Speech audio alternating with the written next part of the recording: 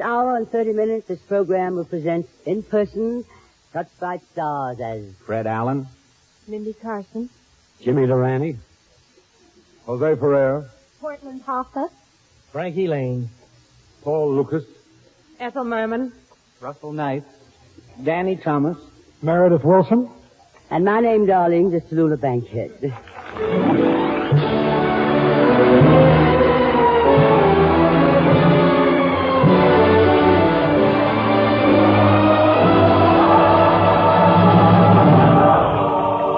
The National Broadcasting Company presents The Big Show. Silence, America, the curtains of America. We're going to fill your parlor full of stars. The Big Show, 90 minutes with the most scintillating personalities in the entertainment world.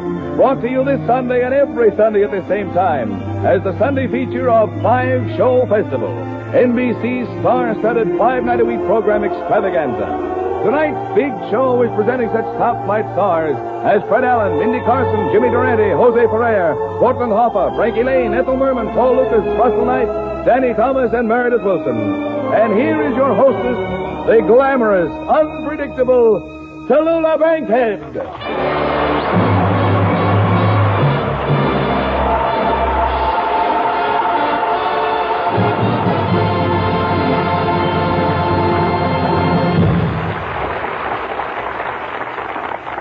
This is Radio 1950, the greatest stars of our time on one big program. And the most fabulous part about this, darlings, is that every Sunday we will present other stars of the same magnitude. Pardon me if I sound like a name dropper, but let's listen to 3 or 4 of the names we've lined up for next week's show. Groucho Marx, Fanny Brice, Jane Powell, and Ezio Henza. Well, now, don't just sit there with your mouths open, darlings. I know what you're thinking. You think such a radio show every week is impossible. And I'm sure that after you hear our first broadcast, you're going to say that show was impossible. Oh, no, that doesn't sound quite right, does it? But NBC says nothing is impossible. All it takes is courage, vision, and a king-size bundle of dough.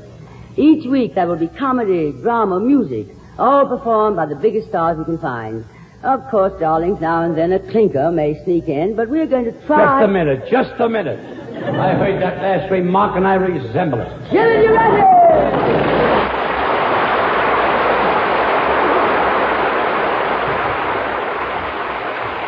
Jimmy, darling, this is really... Don't darling me. I heard you call me a clinker. Now, Jimmy, I did no such thing. I heard what you said, clinker. S-T-I-N. No, Jimmy, no. You know I've never accused you of being a clinker. I'm deliriously happy you dropped everything out in Hollywood just to appear on our show. Oh, I didn't come here just for this. I'm here on a secret mission to the United Nations. Really? I've been listening to them UN meetings, and I found out something. What's that, darling? You know what I think? No. I think Malik and Wyszynski are communists. Jim, USSR? Of course I'm sure. That's why I'm here. Well, I'm glad you're with us, because when we first decided to do this show, I said it wouldn't be a big show without Jimmy Durante. You did? Now, that's the kind of a line I can sink my teeth into. Let me read that again. You did? I certainly did. I insisted you be on the show. Oh, you had to insist, huh? No. I even wrote them a letter recommending you. I said, gentlemen, I have known Jimmy Durante for a great many years, and I have always found him to be 5 feet 8 inches tall. 5 feet 9 inches. I now wear my hair in an upsweep. Since last I saw you, I grew some. So I don't think you are, darling. No, I wouldn't settle for anybody but you, because I've always been your greatest admirer. Well, that makes it anonymous. Because for years I've admired you from afar. With that nose, darling, how else?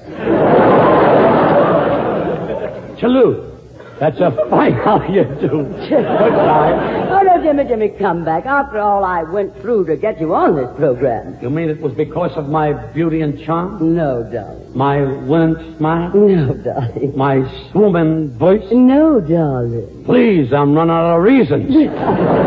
Jimmy, I have a date off the show tonight. Would you care to join us? I'll get a girl for you. Oh, no, not me. I don't go out on blind dates. The other day, a friend of mine gave me the number of a girl he wanted me to know. Blind dates are for me, and when she answered the phone, I gave her my sweetest hello. Snuggling up close to the phone, I says, Durante speaking. How about going out with me tonight? She says, before I go out with you, what do you look like? What a dilemma. Should I tell her the truth and be turned down? Or should I lie and worry about it later? There was no way out, so instead I braced myself and said, say I wouldn't say I was handsome. Say I wouldn't say I was cute. I'm not very tall, but gosh darn it all, it's kind of hard to put it in words. You know, the other night, I made a blind date the same way over the phone. I said, hello. She said, hello, come right over. When I got there, she took one look at my nose and said, you sure must have hurried. You forgot to hang up the phone. Yes, it's kind of hard to put it in words. Say it's not that I want to be mysterious. Honest, I'm not trying to stall. Believe me, I'm really quite serious. I'm just an in-between rascal, that's all. I know I'm not good looking, but what's my opinion against thousands of others? Now, I wouldn't say I'm fascinating. Too bad I'm not elucidating. Say I wouldn't even try. When we meet, you'll know why. 'Cause it's kind of hard to put it in words. You know, folks, I got a problem in really describing myself, and it's getting pretty serious. Let's analyze the facts. I can safely say I'm as pretty as Van Johnson. I can safely say I'm as pretty as Tyrone Power. I can safely say I'm as pretty as Cary Grant. As long as this show isn't on television, I can safely say anything. I once had a blind date with a beautiful gal, and after that, I met her every night for 3 weeks straight. I was crazy about her, because every time I kissed her, she used to keep her eyes closed. One night she opened her eyes, and what happened? I never saw her again. Say now, I wouldn't say I was a highbrow. My looks raise an eyebrow. Say I'm not a Shakespeare. It would take me a year, 'cause it's kind of hard to put it in words. Yes, sir, it's kind of hard to put it in words.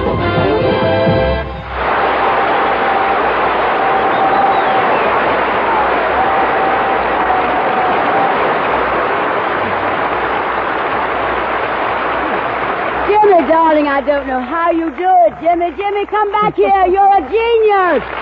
Hey, Jimmy. You're a genius, Jimmy. Oh, I wouldn't say genius. Okay, darling, I won't. Wait a minute. Put up a little fight, can't you? Now, no time for that, Jimmy. I must now introduce our next guest. Wait a minute. You mean somebody else is in this show? Of course, my sweet. I thought you said I was the only one. Oh, no, my darling. We have 3 exciting stars coming up now. They're in Broadway's biggest hit, Call Me Madam. Presented by Leland Haywood, the music by Irving Berlin, booked by Howard Lindsay and Russell Krauss, and danced staged by Jerome Robbins. And here are the stars I was telling you about. Ethel Merman, Paul Lucas, and Russell Knight.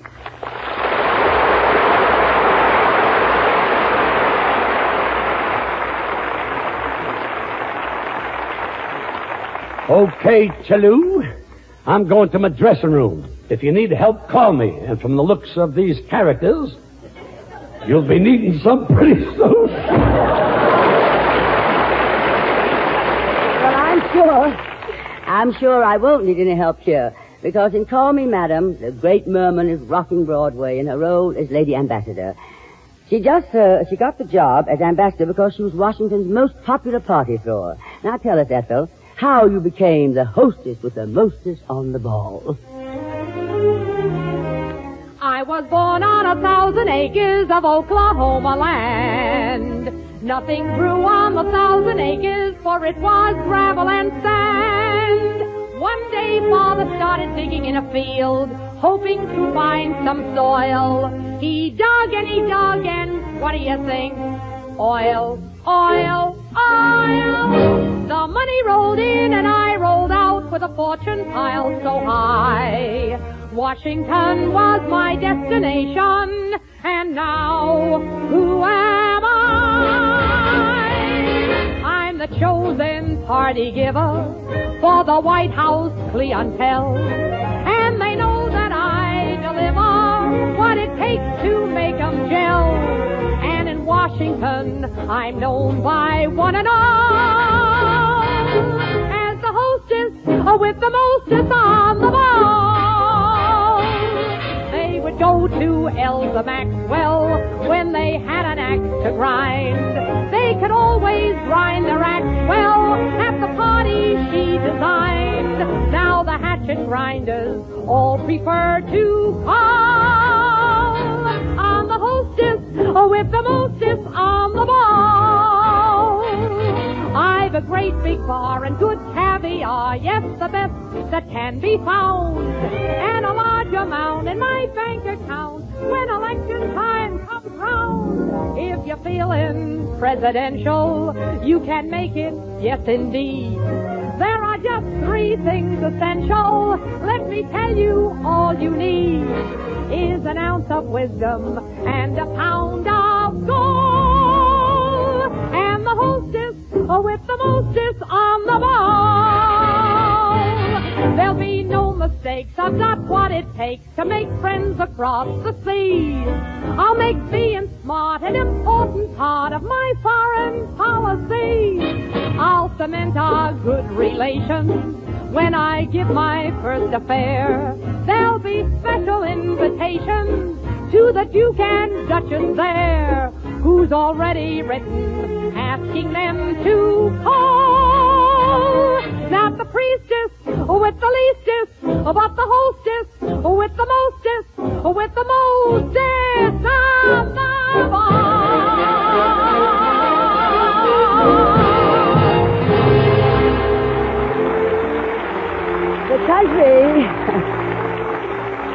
The country Ethel is ambassador to is Lichtenberg. Now, don't look for it on your maps, darlings. It's strictly a musical comedy country, full of politics, peasants, and Paul Lucas. Welcome to Lichtenberg. I don't think you know much about us, except, of course, our famous Lichtenberg cheese. I know very well you enjoy it, and we would enjoy it too. But we can't afford it, for we must have dollars, and so we send it to you. At the moment, I'm not very popular. As finance minister, I had to cancel our annual Lichtenberg fair. I shall absolutely decline to serve in this post again in next week's cabinet. I shall try to be foreign minister. I'm very curious about this new American ambassador, this fabulous Mrs. Sally Adams. What a fantastic country this America. First they create the atom bomb, and then they send a woman as ambassador to Lichtenberg. How they love to play with explosives.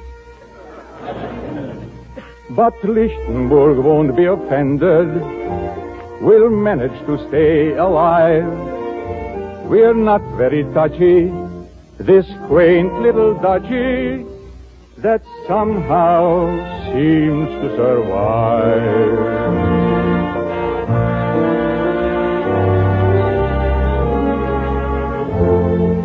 Too small to be a city, too big to be a town, too poor to have an army, and too easy to knock down.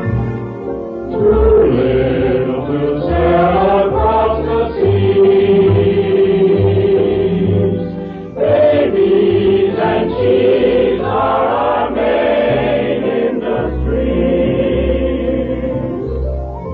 Too slow to please the young folks, too fast to please the old.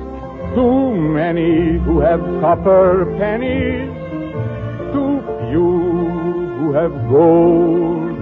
But somehow we manage to play the game, while the other lands keep changing hands.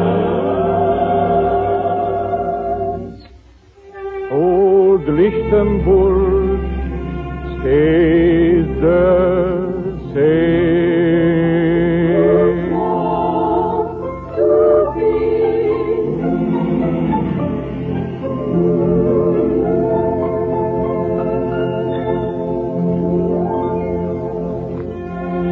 Being an American ambassador, Ethel's first official move, naturally, is to offer Lichtenberg the loan of $100 million. Lichtenberg being a musical comedy country, Paul Lucas turns down the loan.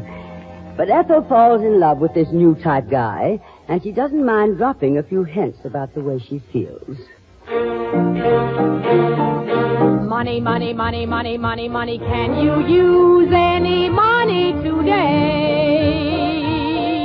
Money, money, money, money, money, money. Nice new bills that we're giving away. There are photographs on every one, Lincoln, Grant, and Washington, or you might like the ones with Henry Clay. Can you use any money today? 2 million, 4 million, 6 million, 8 million, 10. Take what you want. When it's gone, you can come back again. Bills that haven't been printed yet, you can have them by the sack. Coins that haven't been minted yet, that you never have to give back. Money, money, money, money, money, money. Uncle Sam puts it right on the line. And if we ever run out of checks for him to sign, you can have mine, all of mine. You can have mine. Money, money, money, money, money, money. Can you use any dollars today? Money, money, money, money, money, money. We've so much that it gets in our way. In our treasury there's a mighty sum, millions we've subtracted from the envelopes that hold our take-home pay. Can you use any money today? Home in the States, underground, there's a cave full of gold. Backed up a truck and we'll fill it with all it can hold. Take 10 million and please don't fuss if you find it can't be spent. You can lend it right back to us and we'll pay you 7%. Money, money, money, money, money, money. Uncle Sam puts it right on the line. And if that fellow with whiskers ever should decline, you can have mine, all of mine. You can have mine.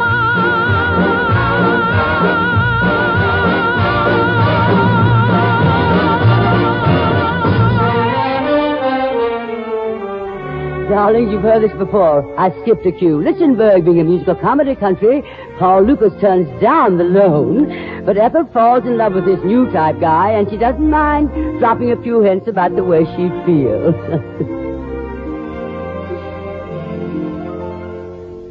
Please let me say from the start, I don't pretend to be smart.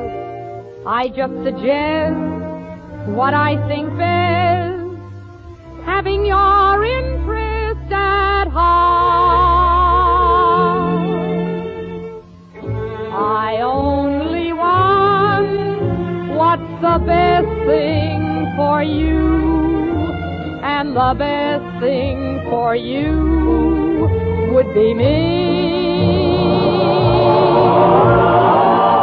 I've been convinced, after thinking it through, that the best thing for you would be me.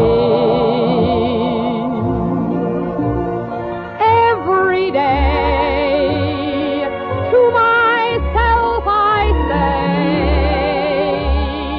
points away, what will it be? I ask myself, what's the best thing for you? And myself and I seem to agree that the best thing for you would be me. Every day to myself I say, point away, what will it be? I ask myself, what's the best thing for you? And myself and I seem to agree that the best thing for you would be me.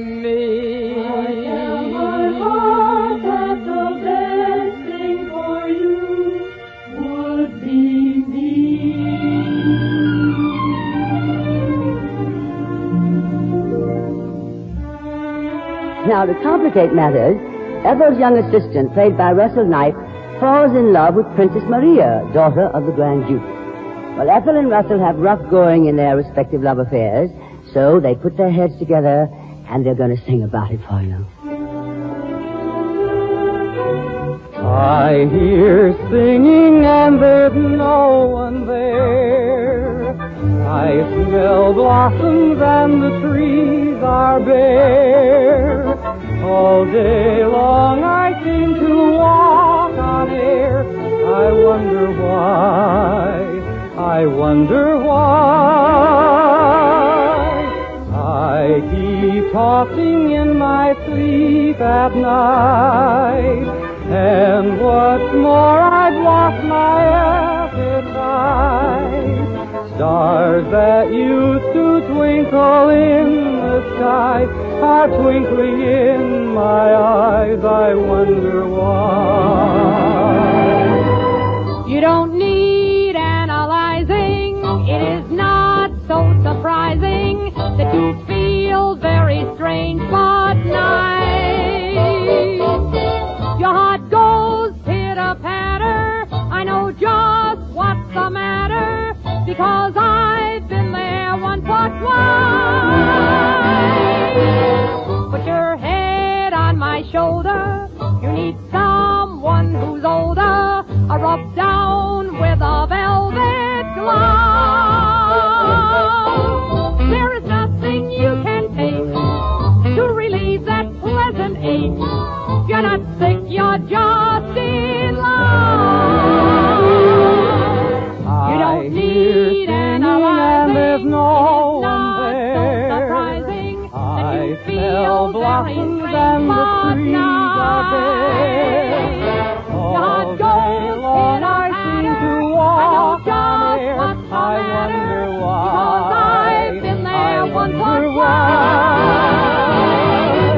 Put your head on my shoulder. In my sleep at night. And what's more, I've lost my appetite. Stars that used to twinkle in to relieve that pleasant are twinkling in you're not sick, my you're just I wonder why.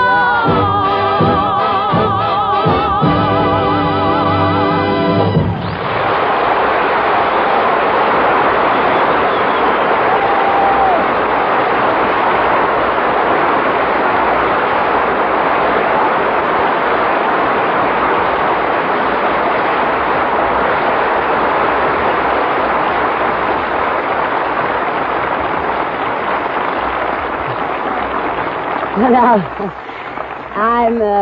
I'm not going to tell you how it all comes out, darlings, because you'll be wanting to see it for yourselves one of these years. But to you, Ethel Merman, Paul Lucas, and Russell Knipe, a million congratulations. Thank you. Thank you. And now, Ethel, darling, here you are on another musical hit that's sure to run at least 2 years. How many does that make, Ethel? I'll bet you've been in about 30 musicals that have run at least 2 years. Well, I don't know the exact number, dear, but I'll look it up in my bank book. Yes, dear. Oh, and Paul, darling, finding Ethel in a musical, well, that's no novelty. But how did you, a dramatic actor, decide to do a Broadway musical? Well, Tallulah, it's a long story. Yeah, well, that's very You interesting, see, darling. it was... Ethel, I suppose you must be bothered by hundreds of friends calling up a ticket for your show, so of course I wouldn't dream of bothering you about the 2 that I've been trying to get. A man stopped me on the street in Hollywood one day. Oh, it's no bother at all. I happen to have 2 tickets with me, but they're way back in the 4th row, and knowing your eye... I'll take them, then.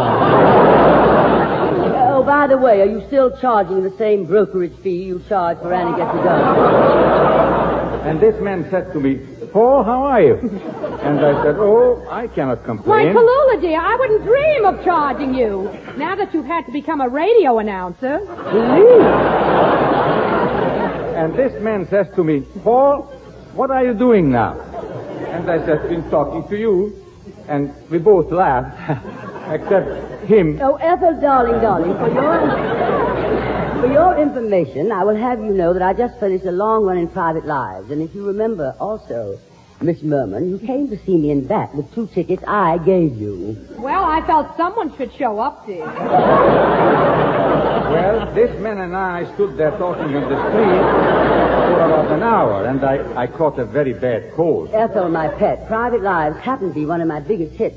And there were many others, as you well know. The Little Foxes, if you please. I've been in a few myself. There was Girl Crazy. Dark Victory. Anything Goes. Skin of Our Teeth. Panama Hattie. Private Lives. Annie, Get Your Gun. Private Lives. So I went home and took a hot bath.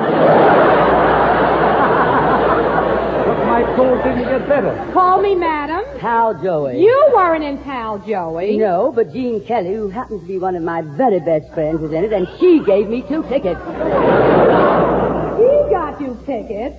So I finally decided I'd better go and see my doctor. And besides, Tallulah, Pal Joey happens to be a musical, something you've never been in, my dear. Well, of course I haven't, darling. I'm in a legitimate theater. A great dramatic play. My doctor is a specialist in colds. He has them all the time. Great play, huh? Rodney, it was beautiful while it lasted. But now we've come to the parting of the ways. We are through, finished, fini. Choice of one. Musical.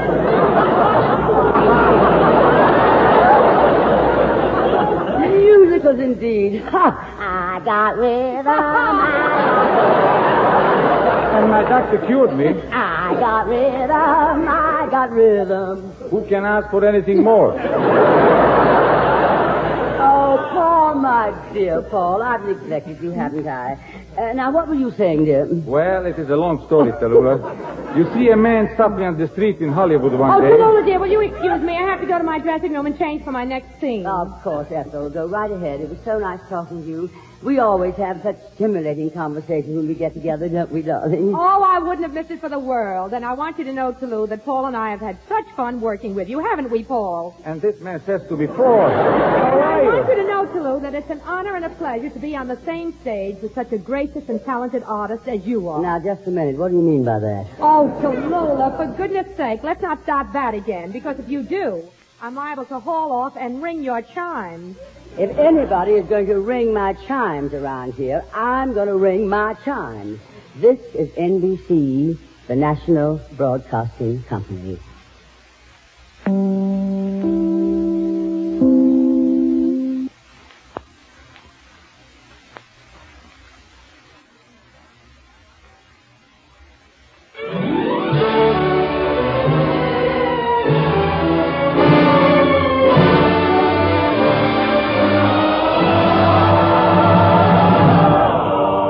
The Big Show. This is the National Broadcasting Company Sunday extravaganza with the most scintillating personalities in show business.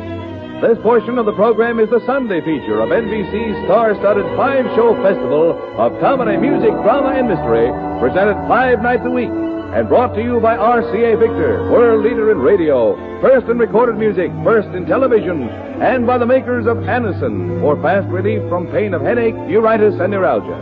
The big stars in our first program are Fred Allen, Mindy Carson, Jimmy Durante, Jose Ferrer, Portland Hoffa, Frankie Lane, Paul Lucas, Ethel Merman, Russell Knight, Danny Thomas, and Meredith Wilson. And here is your hostess, the glamorous Tallulah Bankhead.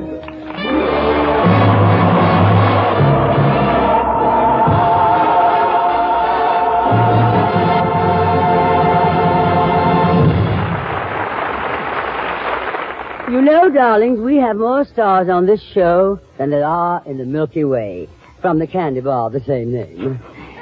We have assembled in our show in Radio City Center Theater in New York some of the greatest entertainers of our time. We have such people as... Just a minute. Hold the show. Stop that dialogue. James Durante, what's the matter now? What's the matter, she says. I'm sitting in my dressing room in front of my mirror, plucking my eyebrows, putting on my makeup. Max Factor Ingenue number 2. When I look in the mirror, and the fella in the mirror ain't doing the same thing as I'm doing. Well, who was it? I don't know, but there he is standing out there now. Oh, Jimmy, that's Danny Thomas. Good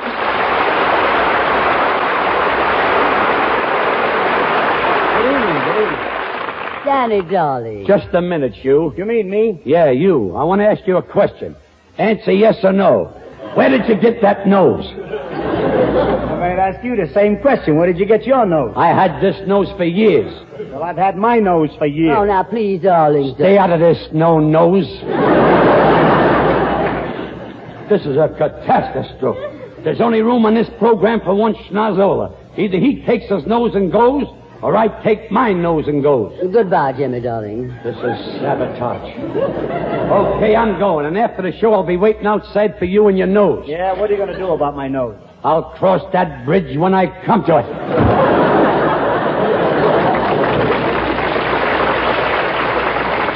He's a whimsical character, isn't he? Another impersonator. I suppose everybody thinks he can do an impression of Jimmy Durante. Oh, darling, that was. How do you like the nerve of that guy? He doesn't like my nose. He didn't even give it a chance.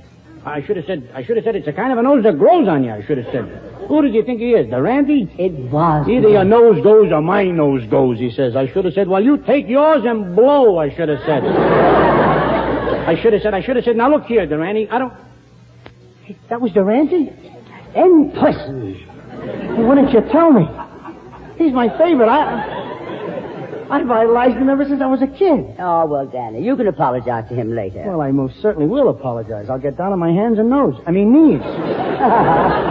But look, Tallulah, I don't want any trouble with anybody. I'm at peace with the world, honest I am. I've been to a psychiatrist. I feel wonderful. As a matter of fact, I have a song on the subject. Oh, all right, darling. Will you tell us about it, Danny? I'd love to tell you about it. There seems to be so much chaos in the world. People hating everybody and everybody in a big hurry to die. I figured that a little philosophy would help. In other words, things aren't so bad that they couldn't be worse, so don't worry, they'll be worse. The title of the song is Take It Easy, Be Casual, Relax. Does this hectic world around you get you down? Are you gloomier than anyone in town? May I, in all humility, suggest a simple cure? And if you care to heed it, you'll be happier, I'm sure. For instance, when you're betting on a horse, you're gonna win, of course. You're already planning on 2 new Cadillacs. When you lose, make this note just before you cut your throat.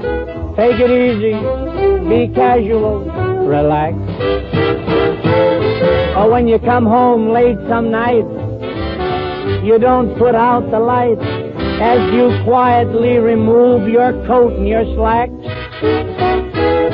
When the lights glare in your eyes and your friends all yell surprise, take it easy, be casual, but pull your pants up. No, I say that because you can be too casual. And if you're too casual, you're liable to become blasé. And if you're blazed, you're not having fun. No, with you, everything is, so what? That's an awful thing. And drive people to suicide. So what? I know a story about a fellow out on the West Coast. Not so long ago, he went to a rancher. And he said to the fellow, sell me a horse. I don't care how much you charge me. I have to have this horse delivered to my house tomorrow. The next day, the horse was delivered. The fellow said to the rancher, bring the horse into the house, take him right into the bathroom, and put him in the bathtub. The request was silly, but it was complied with. And then the rancher said, friend, I've been selling horses for nigh under 40 years. That's the first one I ever put in the bathtub. What you want that horse in the bathtub for? The fellow said, look, it's my brother-in-law from the East. One of them wise guys, driving me nuts. Nothing impresses this guy. I took him to MGM Studios. I got Clark Gable's autograph for him. I said to him, aren't you excited, Clark Gable? He says, so what? I took him to the Brown Derby, to the Coliseum, to the Rose Bowl. I said, isn't this sensational? He says, so what? Nothing disturbs that guy. Nothing excites him. Everything is, so what? Well, tomorrow morning when he comes running out of the bathroom and he says, hey, there's a horse in the bathtub, I'm going to say, so what?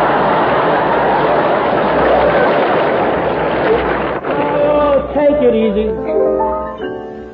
Be calm and be cool. Men, if your wife runs off with all your jacks, it could be worse. She might come back. And bring her mother with her. That was cruel. I apologize. I wish to apologize to all the mothers-in-law present and those who are listening. Not mine, just to those present. I'm not going to tell mother-in-law jokes. I stopped telling those kind of jokes 14 years ago. That's when I got married. Since then, they haven't been so funny. But I read a story in a book on folklore called Mother-in-Law Relativity.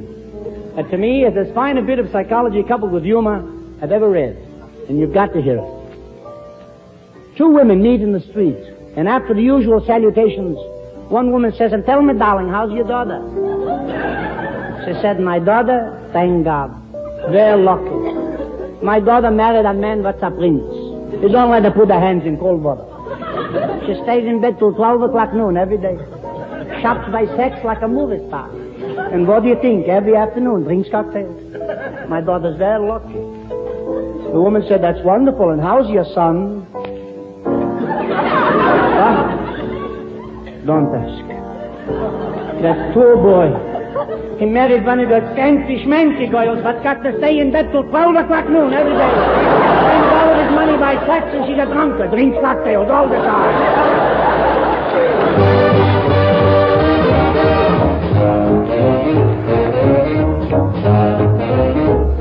So when your business takes you far from home, and you call your wife on the phone, your name is John, and she says, hello, Max. Don't be blue or discontent. Maybe Max will split the rent. Take it easy. Be casual. If you want to have fun, here's how it's done. Relax.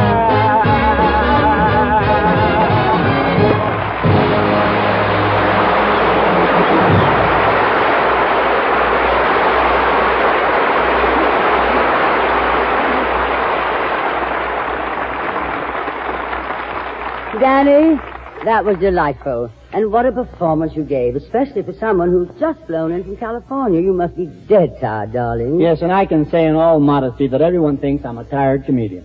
Not I, darling. You know, I told them at NBC when we were planning the show that it couldn't be a big broadcast without Danny Thomas. How can I ever repay you for coming? With money. And no schmo he. I was only joking, Tallulah. Believe me, I'm honored to be listed among the great names on this show. I would have appeared on this program for a song. Well, how lucky for me, because I was wondering about how to introduce Mindy Carson. Mindy, darling. Hello, Tallulah. Hello, Danny.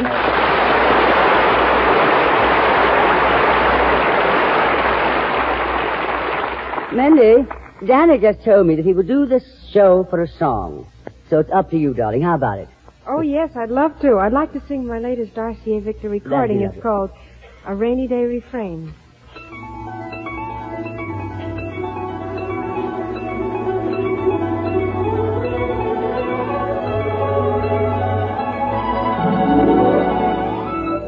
Da-dum, da-dum, da-dum, da-dum, da-dum, da-dum, da-dum, da-dum. into the rhythm of the rain. Da-dum, da-dum, da-dum, da-dum. I get the sweetest memories from the rhythm of a rainy day refrain. Da-dum, da-dum, da-dum, da-dum, da-dum, da-dum, da-dum. I've got that little love song on my brain. Da-dum, da-dum, da-dum, da-dum. I guess there's no escaping from the rhythm of a rainy day refrain. The lovely day we met, I still remember well. Who cared if it was wet? 'Cause like the rain we fell. An April afternoon, a rainy day romance. The raindrops played a tune. Our hearts began to dance. Da-dum, da-dum, da-dum, da-dum, da-dum, da-dum, da-dum. We're so in love, I'll always love the rain. Da-dum, da-dum, da-dum, da-dum.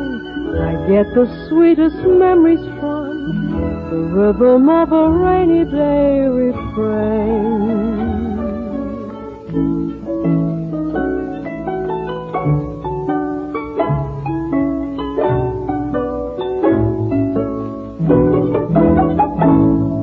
The lovely day we met, I still remember well.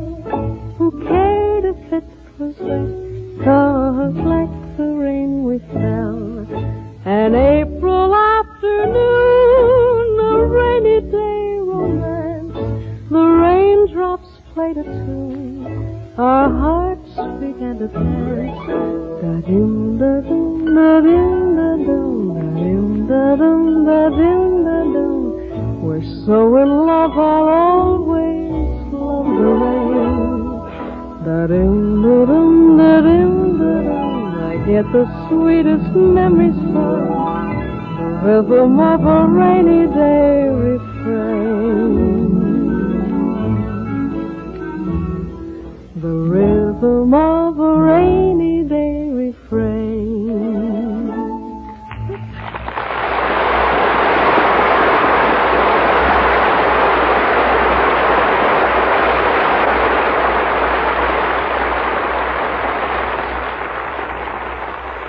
You folks at home, would you please glance over here just a second? What do you see? A small table radio, a console, a radio phonograph? For as low as $12.95, you can add the RCA Victor 45 RPM system of recorded music to your present set, regardless of size, age, or make. Now, at this low price, you needn't be without the music you want when you want it. You've seen the Victrola 45 attachment. It's the automatic changer that plays the amazing 7-inch records. Everyone's going 45. It's all play and no work. Load a stack of your favorites with one hand in one swift motion. Press a button and relax. 45s can play as long as ordinary 12-inch records, and you can store them in a bookshelf. The 45 is yours for only $12.95. So don't put off all that pleasure. See and hear the RCA Victor 45 at your dealers right away. Just 10 days from now, Broadway will have its first showing of a new movie which has already stirred vast excitement in all who love the tradition of a great performer in a great play. The movie is Stanley Kramer's production of Rostand's immortal comedy, Cyrano. And here in a sneak preview is the distinguished young star of the picture, Jose Ferrer, as Cyrano de Bergerac.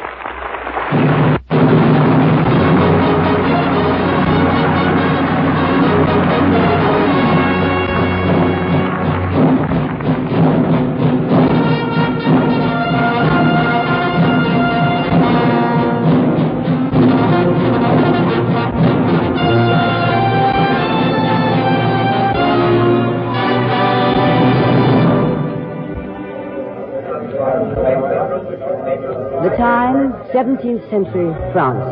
The place, the Theatre Bourgogne in Paris.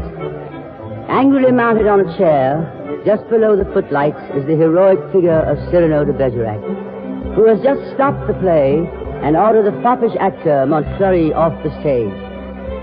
In all France there is no one to match Cyrano as swordsman, poet, playwright, and wit. And in all France, nay, in all the world, there is no nose to match the size of Cyrano's outlandish nose. Ah, but a member of the audience dare speak. Monsieur, how dare you interrupt the play? What a scandal to send the great Montfort scampering from the stage, tail between his legs. Did you know the Comte de Guiche is his patron? Who is yours? No one. No one? No patron? I said no. What? No great lord to cover with his name? No, I have told you twice. Must I repeat? No, sir. No patron. And when do you leave Paris? Sir? The Comte de Guiche has a long arm. Mine is longer by the 3 feet of my sword. Yes. But your dream of daring... I do dream of daring. But you may go now. But you may go. Or tell me, why are you staring at my nose?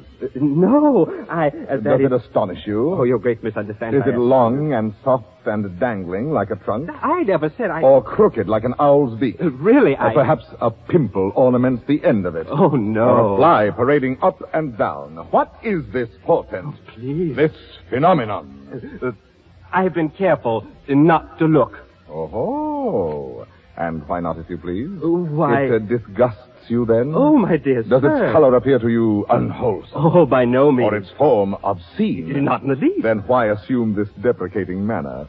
Possibly you find it just a trifle large. Oh, no. Small. Very small. Infinitesimal. Tiny. What? You accuse me of absurdity. Small my nose? Why, magnificent my nose. My collar. You're choking. You pug, you knob, you buttonhead. Know that I glory in this nose of mine, for a great nose indicates a great man. Genial, courteous, intellectual, viril, and courageous.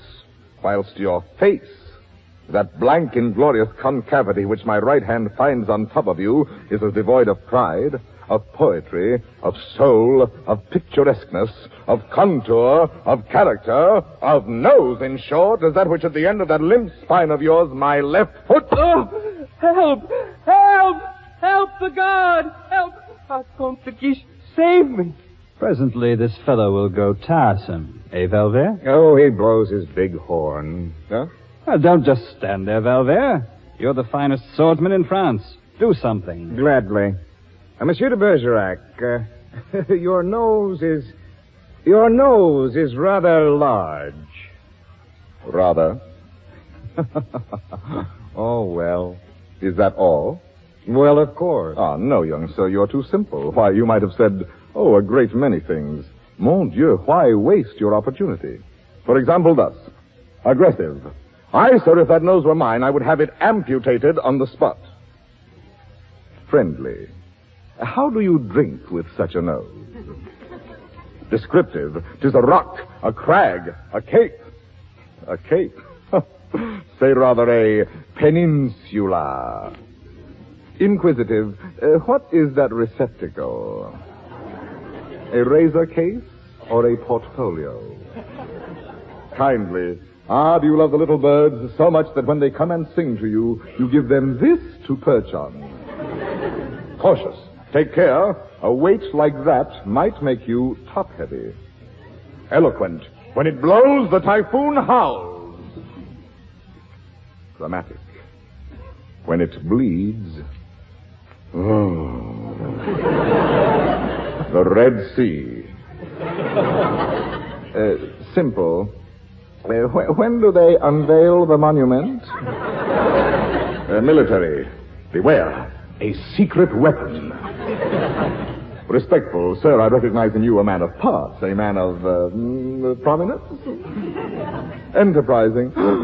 What a sign for some perfumer. Practical. Why not a lottery with this as the grand prize? Or literary. Was this the nose that launched 1,000 ships? These, my dear sir, are some of the things you might have said had you some tinge of letters or of wit to color your discourse. But of wit not so. You never had an atom. And of letters you need but 3 to write you down. A-S-S. What? Ass. Sir, I warn you. And I, sir, warn you. Moreover, if you had the intention here before these folk to make a jest of me, be sure you would not then articulate the 20th part of half a syllable of the beginning. For I say these things lightly enough myself about myself, but I allow none else to utter them. Insolent puppy. Dolt, bumpkin, fool. How do you do? And I, Cyrano, Savinien, Hercule de Bergerac. Vicomte Ververt, come. Such arrogance. This scarecrow who... Look at him. No ribbons, no lace, not even gloves. True. I carry my adornments only on my soul, decked with deeds instead of ribbons, crowned with a white plume of freedom. But I have no gloves. A pity, too. I had one, the last one of an old pair, and lost that. It's very careless of me. Some gentleman offered me an impertinence. I left it in his face. So be it. Your sword. My sword. You shall die exquisitely.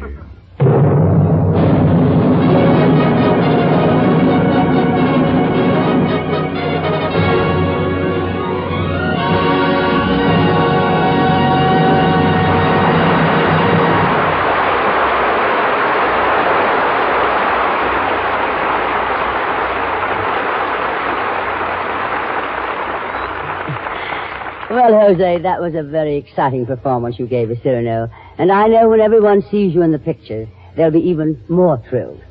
But I hope Broadway hasn't lost you to the movies entirely, you know, because, well, there are critics who consider you the greatest actor on the American stage today. Oh, well, now, Tallulah, I wouldn't say the greatest. Okay, darling, I won't. Now, wait a minute, Tallulah. Put up a little fight, can't you? I'd like to meet this gentleman, if I may, Miss Bankhead. Oh, of course, darling. Jose, this is Meredith Wilson. Meredith, say hello to Jose Ferrer. Hello, Jose Ferrer. How do you do? Why, Mr. Ferrer, I certainly enjoyed that little recitation you just spoke. Recitation?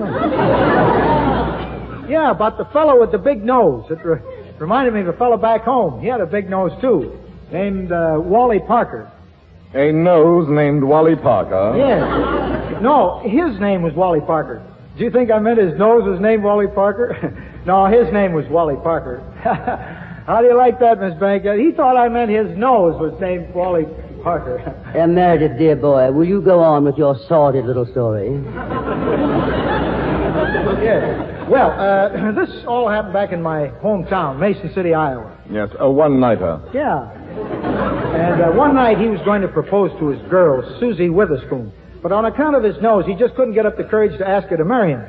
Well, she finally married a fellow named Ralph Douglas. He's in the feed business. They're very happy.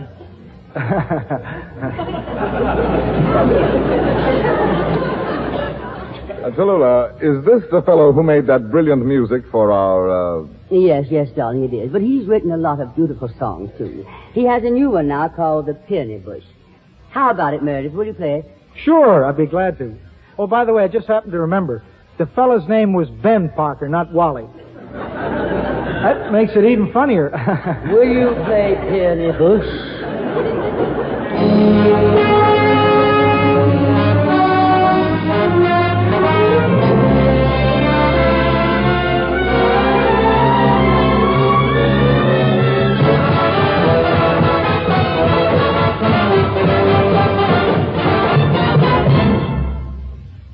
Every rose, every tree, and every bird and bee seem to rate a roundelay or two.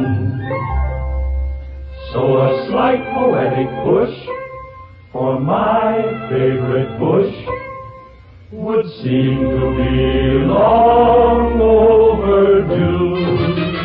Was the peony bush there in my garden that made you turn around to smile at me? Gardenias, with a fragrant perfume, forget-me-nots and fancy pots are orchids. But the peony bush there in my garden, it did the trick as quick as 1, 2, 3. Please decorate my garden gate forever, and never will there be any bush but the peony bush for me.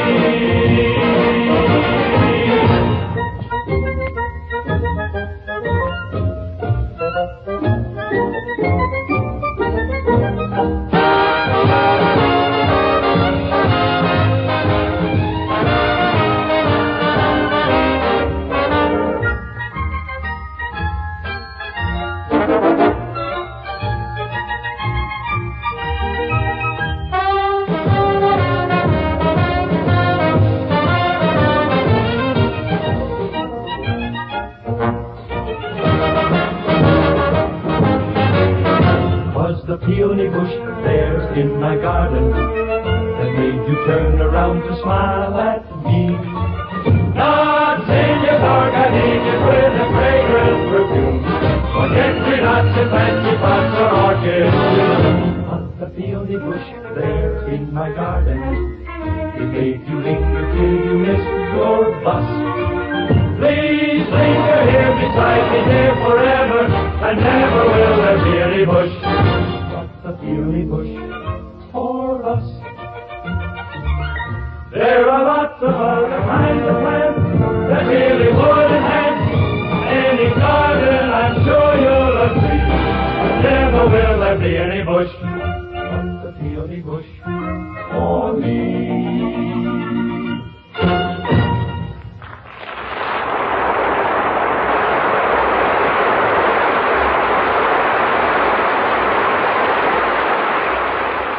Every day you hear more and more about a remarkable way to relieve the pain of headaches, neuritis, and neuralgia. The name is Anacin, spelled A-N-A-C-I-N.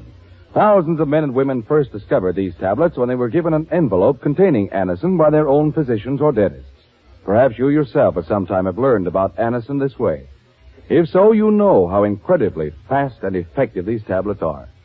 Anacin is like a doctor's prescription. That is, Anacin contains not just one, but a combination of medically proven active ingredients in easy-to-take tablet form. When headache, neuritis, or neuralgia pain strikes, you want relief and you want it fast. So for your own sake, try Anacin.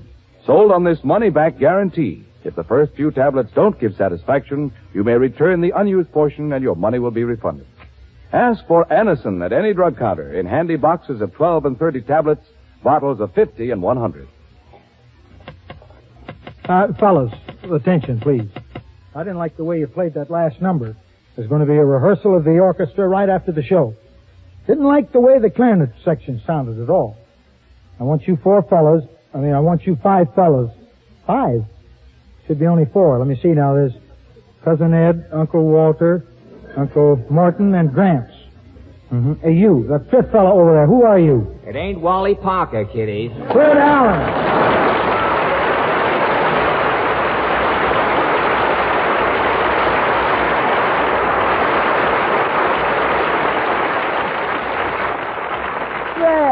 Come on out here. What are you doing in that orchestra? Well, NBC, you still being convulsed? Yes, darling. Well, NBC has tried me on radio, and they've tried me on television.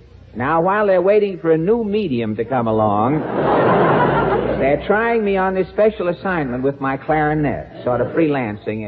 I see, darling. Now, what special assignment? Well, first, the announcer, Ed Hurley, he has to ad-lib something about... This portion of the program was brought to you by RCA Victor, world leader in radio, first in recorded music, first in television, and by the Whitehall Pharmaceutical Company, makers of Anacin, Colonel, Spicidol, and other fine drug products. And then I'm supposed to play...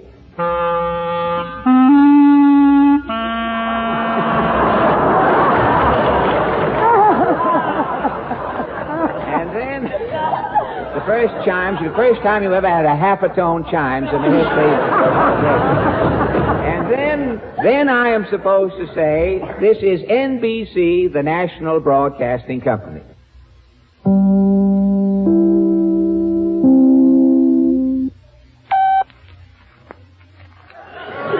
Fred, my darling. Oh. You fool. Oh, yeah. It's so nice to have you back on radio.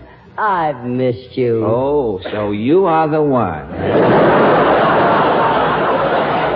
According to Hooper, you are the one. No, darling, we've all missed you. Why don't you come back, Fred? Well, I'll tell you, darling. I have been dabbling in something which, for the want of a better name, we shall call television. Please, darling, people are eating. Oh, I'm sorry. Say, you didn't by any chance happen to see me on my first television show, did you? No, I didn't, Fred. You weren't home? Oh, yes, I was home, darling. Oh, no set, darling? No guts, darling. Well, you know television's a new medium, and I have discovered why they call it a medium. Because nothing is well done. Oh, very little.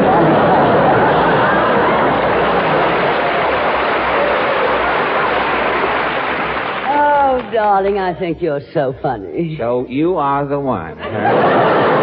no, Fred. No, seriously speaking, darling. Well, as if we haven't been. What else? Well, no. Why did you leave radio? Well, I'll tell you, Tallulah, they wanted me to do one of those programs where you call up people on the telephone and ask them questions and give them prizes, you see. And that's why I quit and went into television. You mean? Yes, it was a choice between the medium and the telephone. Wait for laugh. Oh, excuse me. No, don't read the stuff in parentheses. You skip I'm that. Sorry, That's Fred, just I'm sorry. Well, anyway, I'm glad I was able to get you back on radio, even if it is only as a guest. Uh-huh. You know, when they told me about this big name broadcast, I told them it wouldn't be a big name broadcast without you, Fred. Well, in radio, Fred has been a four-letter word for some time. Oh, in fact, I insisted that they put you on this show. You insisted? You met with some stiff opposition, did you? Well, I had to go through channels. Oh, I say, I've read about those channels, but I had thought of coming back to radio if I could find a new formula, a format, you know. I did get one idea, and strangely enough, it came from Portland. She seemed to think that if I... Mr. Allen! Well... Mr. Allen!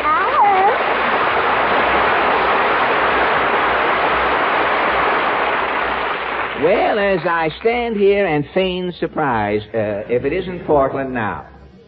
Portland, Georgia, I had some more here. See, we didn't rehearse the audience. It says applause after this, but you see, the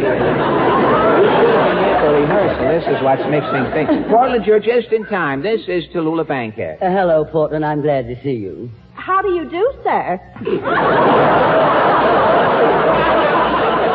Portland, I understand that you weren't on the first television show Fred did. Why was that? But my dress wasn't cut low enough. Oh. You mean a dress with a V-neck? A TV neck. Well, before this conversation gets too fey, Portland, how about telling Tallulah the idea you thought up for a radio show for me? Oh, I didn't think of it. No. Mama thought of it. Oh, your mother is writing for radio now? Well, by the way, I was on television the other night, Portland. Did your mother see me? Oh, she never could. You mean that your mother thinks that I... As Mama put it, to the high heavens. Ad-lib a stinging retort. Fred, you're reading the parentheses. Oh, the parentheses. This jumbo type. Oh, yes. Well, Portland, enough of Mama as a George G. Nothing. Now, how about this idea of hers for a radio show? Yes, let's hear the idea. The idea. Well, Portland. Mama thought first you ought to have an announcer who's big and fat and jolly and laughs all through the program. Yucks it up, huh? And you ought to get an orchestra leader who's tall, good-looking, and eats ham hocks. Ham hocks? Well, say, Portland, that sounds like... And you have a young fellow who sings. And his mother always wants you to pay him more money. Singer, but Portland, that idea... And you have a butler who drives your car, which is a broken-down Maxwell. Maxwell, but... And you have a quartet that sings your commercial. Commercial, but... And for your sponsor, you get a cigarette company. Cigarette, but... And you'll be the star of the show, Mr. Allen. Really? I can be in it, too, huh? You wear a toupee. Yeah. You're always 39 years old. Uh-huh. You play a violin, and you do your own laundry. Yeah. And you have a washing machine that you rent out to your neighbors. Say. And you're very tight, and you keep your money down in a ball. I'm sort of the pinch penny type, huh? Yes, and that's a wonderful title. You could call it the Pinch Penny Program. Well, I don't know, Portland. What's the future in becoming a salesman for Jell-O? I mean, where could you go? Well, what's the matter? Do you think Mama's idea revolutionary? Well, it is a little revolting. What do you think, Miss Bankhead? You haven't had any lines for a whole page. I was wondering when you'd notice, darling. Do you think that kind of a program would go anywhere? Yes, darling, to another network. How about trying out this idea right now, Mr. Allen? No, I don't think I could... But, Mr. Allen, what have you got to lose? Face. An excellent reason for doing it, darling. So on with the Pinch Penny program. Pinch Penny.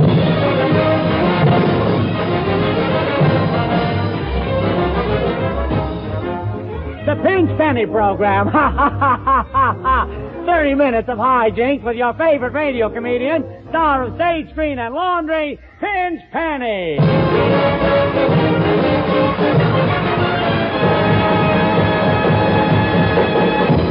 Well, here it is, 7 o'clock, and Pinch Penny isn't here yet. I wonder where he can be. Say, that always gets me. There's a guy who gets $25,000 a week for doing that program, and you know he's not going to be late.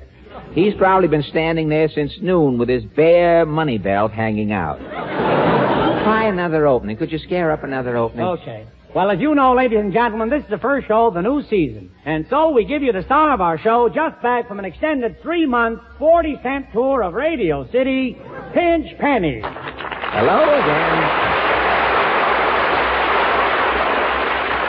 Hello again, this is Pinch Penny. And Don Thomas, you know that's not true. You know I took a cruise to Honolulu. It was a wonderful boat trip. Really? How did you go, Mr. Penny? First class? Well, not exactly. Second class? Well, no, you see... Third class? Well, no, Don Z. Oh, then you must have gone steerage. Steerage? Why, Don, how can you say that about me? It's easy. Didn't you find it pretty crowded down in steerage? Don, for your information, I'll have you know that I had the whole boat to myself. What boat was that? Well, it was one of those little boats that hangs over the side of the big boat. Oh, so you went stowaway. Yes, that's the class I was trying to think of. And it's the only way to travel, Don, with the wind and the spray in my hair. Your hair, Mr. Penny? Well, I had it hanging over the side of the boat. Now, stop that, Don. Did you like Honolulu? Oh, it's so colorful there, and I'll never forget the day we docked. All the little native boys standing on the pier, and the people on the boat throwing pennies into the water, and the way those little rascals dive in and fight to get that money. They go to all that trouble for pennies? Well, after all, Don, it's not taxable. No inheritance tax or anything. Liquid assets, you know, just as you pick it out. Now, Mr. Penny, don't tell me that you... Now, Don, please, after all, say, where is everybody? Where's Dennis? I want to talk to Dennis about his song for our first show. Oh, here he is. Hello, Dennis. Hello, Don. Mr. Penny, my mother thinks... Hello, Dennis. My mother thinks I ought to get more money for this new season. I said hello, Dennis. Hello, Mr. Penny. My mother thinks I ought to get more money for this new season. Now, later, kid. Now, look, for your first song this year... My mother thinks I'm underpaid. Your mother doesn't know what she's talking about. Now, for your... Ooh, what you said. Now, for your first song... My mother is the brains of the family. Some brains. Now, look, kid, for your first song... She was an undergraduate from the University of Southern California. Come louder. I say she was an undergraduate from the University... Now, cut that out. I pay you ample salary. You mean sample. My mother says that Bing Crosby makes as high as $50 a week and sometimes $75. Well, Bing Crosby has a lot of interest. He's in the orange juice business. He owns a baseball club. Where does he find the time for all that? He makes movies. He runs a racetrack. Where does he find the time for all that? He has 4 sons. Where does he find the time? Where? Well, my mother either says I get money or I'll quit. Well, goodbye, darling. Goodbye, Dennis. Every time I open my mouth to quit, somebody says goodbye, darling. All right, goodbye. And my mother says she's going to send you back these pennies you sent from Honolulu. Where? Mr. Penny, you don't mean you dove for pennies with those kids in Honolulu. Well, the water was so delightfully warm, Donzie. And now I am in a spot. What am I going to do about a singer for the program? Oh, don't worry about that. Singers are a dime a dozen. They are? Where? Where can you get them for a dime a dozen? Where are singers a dime for a dozen? Where? There's a bunch of singers in a choral group here. Say, any of you boys want to sing on this program? I'll sing. All right, boy. Step over here. What's your name, son? Frankie Lane. Frankie Lane.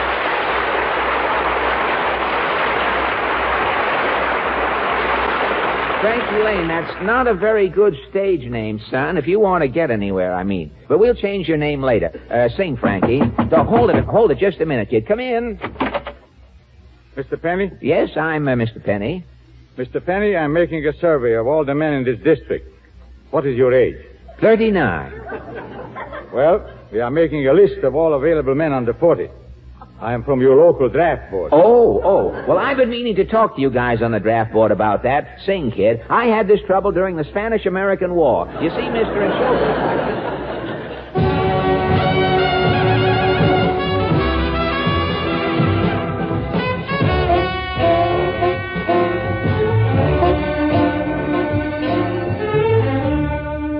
You gave me green pastures, you gave me blue skies above. But Lord, a man gets awfully lonesome without a woman to love. You gave me tall timber, you made me free as a dove. But Lord, a man gets awfully lonesome without a woman to love. You gave me two lips, but no one to thrill them. You gave me two arms, but no one to fill them. And ever since the world began, woman has war with man. You gave me soft moonlight, you gave me dreams to dream of. But Lord, a man gets awfully lonesome without a woman to love. Ever since the world began, woman has walked with man. You gave me soft moonlight, you gave me dreams to dream of. But Lord, a man gets awfully lonesome without a woman to love. Lord, a man gets awfully lonesome without a woman to love.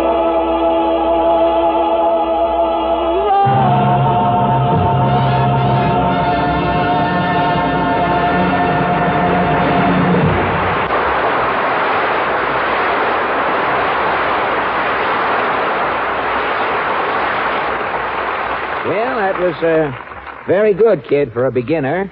You can have the job. Well, how about the money, Mr. Penny? Money? Well, at a dime a dozen, that would be 1/12 of 10, would be 1/12. I had an offer to sing on television with Fred Allen, you know. Oh, please, people are eating, please. But I tell you what I will do. I'll take an option on you and think it over, mull it over a while for 30 days. I'll give you an advance, okay? Golly, that's fine, Mr. Penny. How about 5? That'll be wonderful. Here you are. There's 1, 2, 3, 4, 5. Gee, thanks, Mr. Penny. So long, kid. Golly, Indian heads. And they're so bright and shiny. Where is everybody, Mr. Penny? We got to have a rehearsal of the show. Well, Portchester should be here any minute with the scripts. Well, here's Portchester now. Oh, yes. Hello, Portchester. Hello, Bo.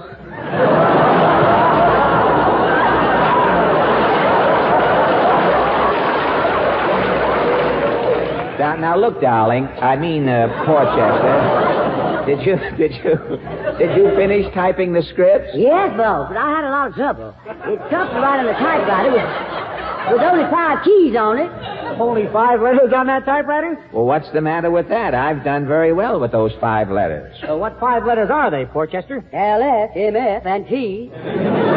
Well, it's like sending up smoke signals. Well, it's a Corona typewriter, isn't it?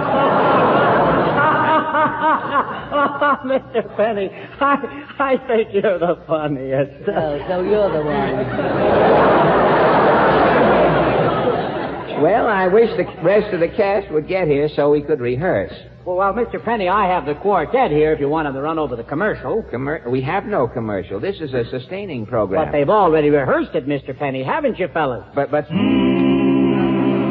fellas, we don't need a quartet. We have no commercial. Okay, fellas, let them hear it. But, fellas... S-U-S-T-A-I-N-I-N-G, we're sustaining NBC. S-U-S-T-A-I-N-I-N-G, who's sustaining OTV. But, fellas... S-U-S-T-A-I-N-I-N-G, all the stars are here. Boys, men... Quiet! Quiet! Now, look. Whap!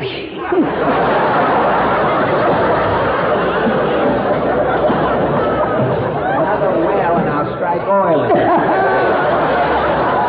Look, fellas, I haven't got time for that now. I'm waiting for my clarinet teacher. He's supposed to be here. I'm going to call him up and see what's keeping him. Hand me that phone, will you, Porchester? Here you are, Bo. Thank you. Hello? Hello, operator?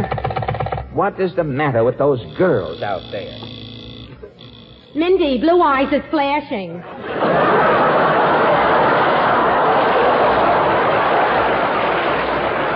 If they are, Ethel, it's the first time I ever saw them flash. Did he give you a present when he got back from his vacation? Yeah, he gave me a locket. Ain't it a beauty? Oh, yeah, an Indian head. But it's nice, though, isn't it? Oh, they're a dime a dozen. Oh, not these. They've gone up. They're 10 for a dime. But instead of bringing me expensive gifts, I sure wish he'd stop making up new rules. Oh, Mindy, you're always telling me about your troubles. I have troubles, too, but you never ask me how I'm getting along. All right, Ethel. How are you getting along? Don't ask. How are you getting along with Herman? Don't ask. Gee, I thought he was going to take you out Saturday night. Didn't ask. Why, I thought he had intentions. Oh, sure he's got intentions, but he don't want to get married. Oh, man, you sure got to hand it to him. Not Herman. He takes it himself.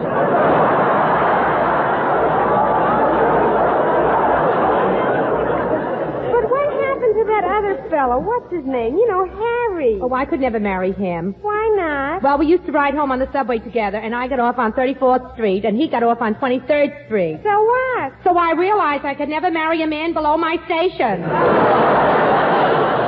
Say, Ethel, he's flashing again. Maybe we ought to answer. Hello, hello, yes, hello. Hey, what's going on out there? I want you to get my clarinet teacher on the phone for me and tell him to come right down here.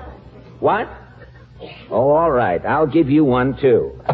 Gold diggers, copper diggers, Indian head she wants here. I'm back, Mr. Penny. My mother changed my mind. Oh, she did? But this is going to be my last season because for next year, my mother's got me a contract with Metro Goldwyn Mayer for $1,000 a week. 1,000? Yeah.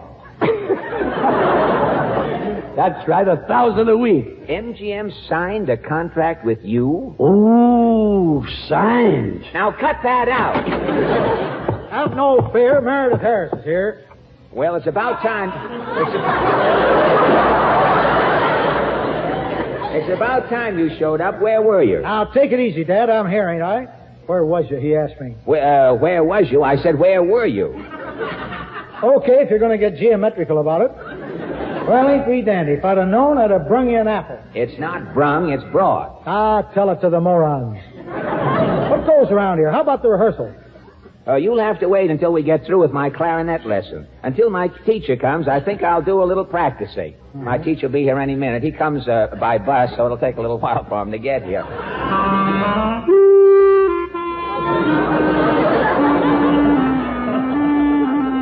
I think I'll go down and have an ice cream soda. I think I'll go down, too. I'll have an ice cream soda with you. I'm going down, too. I can't stand any more of this. Well, come with us. You're going to have a soda? Yeah. I always take one jigger of soda. Gotta leave plenty of room for that good stuff on top. Cowards.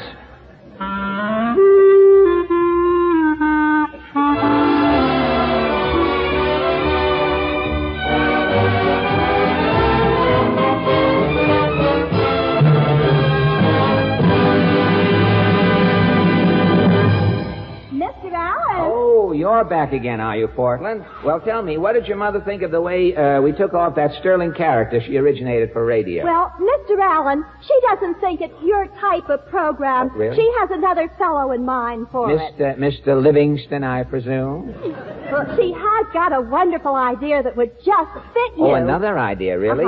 She thinks you ought to have a program where you walk down an alley and you talk to people you meet there, like a Southern congressman, an old farmer, and an Irishman. And you tell a lot of old surefire jokes and find myself broadcasting at the same time everybody else is listening to a quiz program someplace. I know what you mean, Portland. I'm not going through that again. No, sir, I'm not.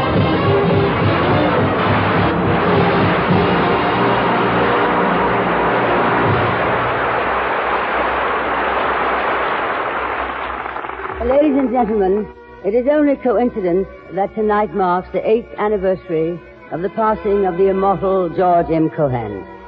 It is a fitting coincidence for us because we all somehow feel the presence, the friendly approval, the exhilaration one always knew when George M. was around.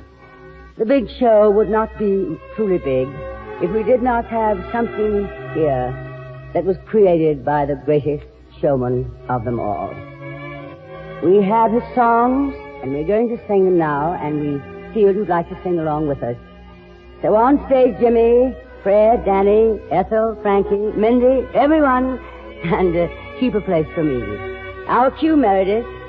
It's time for George M. Cohan to take another bow, leading off with Fred Allen.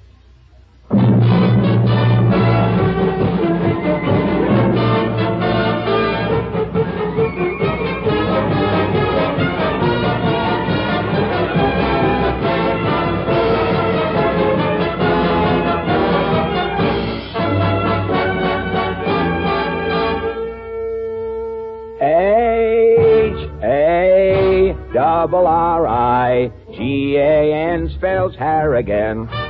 Proud of all the Irish blood that's in me. Divil a man can say a word agin me. H-A-R-R-I-G-A-N, you see. It's a name that a shame never has been connected with Harrigan. That's me. Frankie, you're next.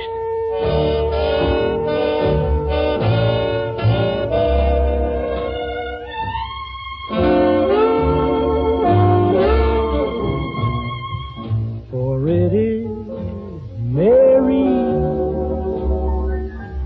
Mary, plain as any name can be, but with propriety,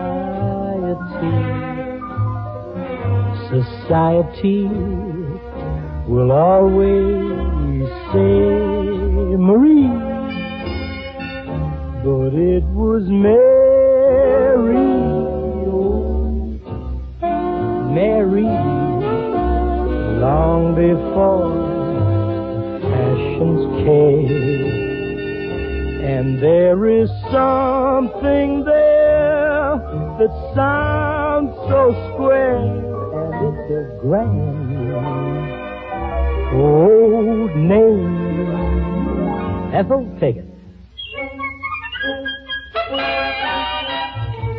I'm a Yankee Doodle dandy, a Yankee Doodle do or die, a real live nephew of my Uncle Sam, born on the 4th of July. I've got a Yankee Doodle sweetheart, she's my Yankee Doodle joy.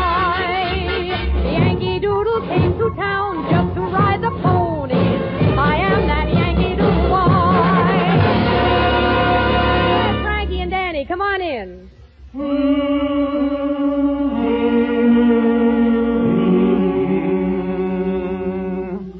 Honest little girlie, I am strong for you. When you go away, I'm gonna long for you. Won't you please encourage me with just a word or two? Do. We might get arrested. You needn't say you love me, for I'm pretty sure you don't. But tell me that you like me, and there's nothing that I won't be glad to do. That honestly and true, I go along for you. I do wrong for you, because I'm awfully strong for you. I'm strong for you. You're on, Jimmy. Now always leave 'em laughing when you say goodbye. You wear out your welcome if you moan or cry. When you meet a fellow with a tear-dim eye, you can leave him laughing if you try. Now interrupt the fella with a joke he's never heard. He will laugh and then declare that it's absurd. When he's giggling good, you know, that's the time to turn and go. Always leave him laughing when you say goodbye. Mindy Carson, you're next.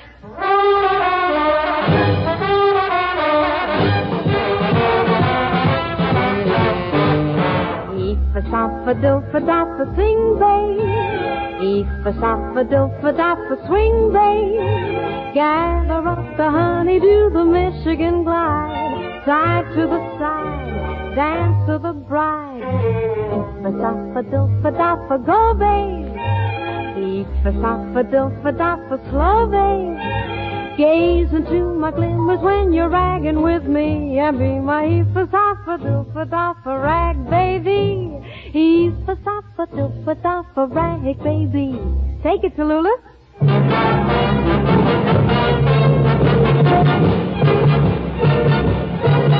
Give my regard to Broadway. Remember me on Herald Square. Tell all the boys at 42nd Street that I will soon be there. Whisper of how I'm learning to mingle with the old-time song. Give my regards to old Broadway and say that I'll be there long.